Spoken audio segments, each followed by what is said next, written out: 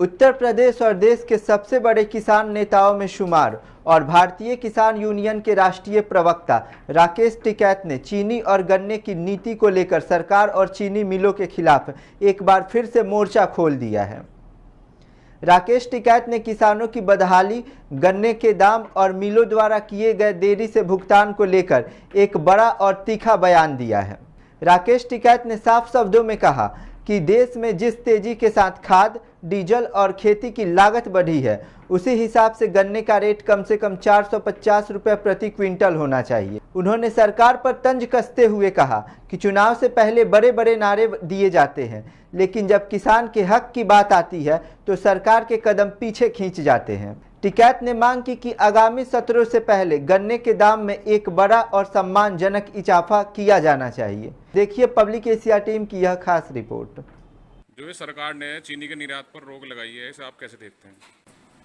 भाई, चीनी के निर्यात पर अगर रोक लगेगी तो गन्ना किसानों को भाव नहीं मिलेगा, भाव कम मिलेगा और इसका असर आने वाले टाइम पे पड़ेगा। ऐसे ही एक गन्ने की पॉलिसी लेकर आए जिससे जो सल्फर उद्योग है वो बंद होगा, क्योंकि इन्होंने कहा कि 25 किलोमीटर के क्षेत्र में कोई सल्फर नहीं लगना चाहिए, तो 25 किलोमीटर में सब बंद हो जाएंगे।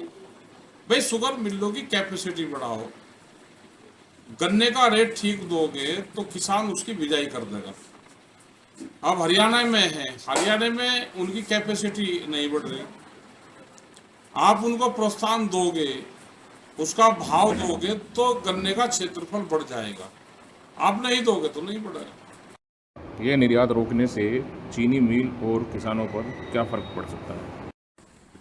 देखो, किसानों को फर्क ये पड़ेगा कि चीनी के रेट डाउन होंगे। चीनी के रेट अगर बाहर जाती तो रेट ठीक मिलता है उसका, चीनी की कीमत नहीं मिलेगी, वो गन्ने का भुगतान नहीं देने के, वो तो आज ही नहीं दे रहे, तो इसमें चीनी का रेट भी बढ़ना चाहिए। तो इसमें ऐसा हो सकता है कि आगे का जो मतलब किसानों की जो आने वाली फसल है उस पर भी प्रभाव पड़ेगा, इसका प्रभाव पड़ेगा। ये तो ये चाहते हैं कि जो एक पॉलिसी बनाई कि शुगर फैक्ट्रियों को ही फायदा हो, उसके लिए पॉलिसी बनाते हैं, गन्ना किसानों को नुकसान हो और गन्ना किसान फैक्ट्री के लिए और सरकार के लिए काम करते रहे, मतलब उनका कोई आमदनी उनकी ना हो जाए। ये तो बहाना बना देंगे कि हमारे चीनी नहीं बिक रही, हम कहाँ से भुगतान करें। आज भी बहुत शुगर फैक्ट्रियां भुगतान नहीं कर रही।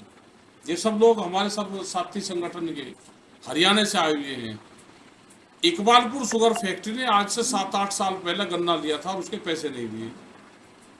सब लोग आज आए, मुख्यमंत्री से भी एक बार बातचीत हुई थी, हरियाणा के मुख्यमंत्री भी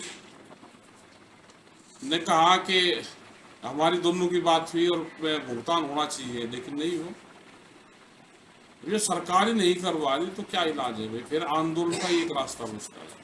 अच्छा, कुछ लोग इसे मोदी जी का मास्टर स्ट्रोक बता रहे हैं कि ये भी कोई उनका बढ़िया कार्य होगा जिस वजह से उन्होंने तो निर्यात को रोक दिया है। जिन्हें बीमारी है, जिन्हें दिखता ही कुछ नहीं, जो सामने में अंधा हो गया, वो चाहे 10 साल बाद में भी उसकी आँख आओ तो हरा हरा दिखेगा। मतलब चीनी का निर्यात रोक दिया और मास्टर स्ट्रोक बता रहे। ये तो डीजल को बड़े भी बढ़िया बताओगे, 10 साल पुरानी गाड़ियां बंद कर दी उसको बढ़िया नहीं बताएंगे। वो तो बताएंगे जो जिसकी कहानी जो पढ़ रखी है, जिसकी जो भाषा पढ़ रखी वही उसको अच्छी लगती है। तो जैसे पहले जनता महंगाई की मार में परेशान है, फिर उसके बाद ये सराफा बाजार पर नीति पहले दिन कहा कि सोना ना खरीद दो, 15,000 रुपये पड़ेंगे, तो कौन सा गणित है समझ में नहीं आ। सोना की लोग चर्चा कम कर रहे थे, भाई महंगाई होगी, भाई रहने दो, छोड़ दो। देश का राजा बयान दे रहा, अब हर आदमी सोने में बात कर रहा, तो जो बात चर्चा में आएगी उसे आदमी बाजार में खरीदने भी जाएगा। तो इसमें क्या सरकार ये भी कर सकती है कि जनता को राहत देने के लिए कि उसे चाहिए कि टैक्स में कुछ कमी या छूट कर दे? ये जनता को तो भाई इस बीमारी से दूर रहना चाह, थोड़ा बहुत अपना ब्याह शादी क्या खरीद लो।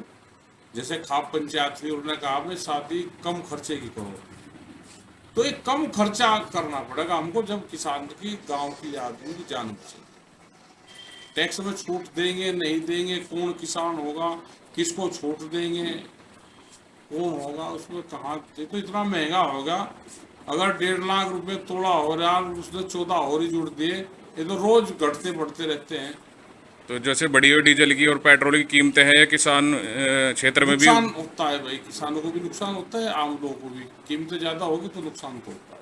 तो यही स्थिति अगर लगातार बनी रही तो आपका अगला कदम क्या होगा इसमें? देखो हम तो अपना रोड़ा रुका करते रहते हैं, अपना मूवमेंट है किसान संगठन का, वो हम करते रहते हैं।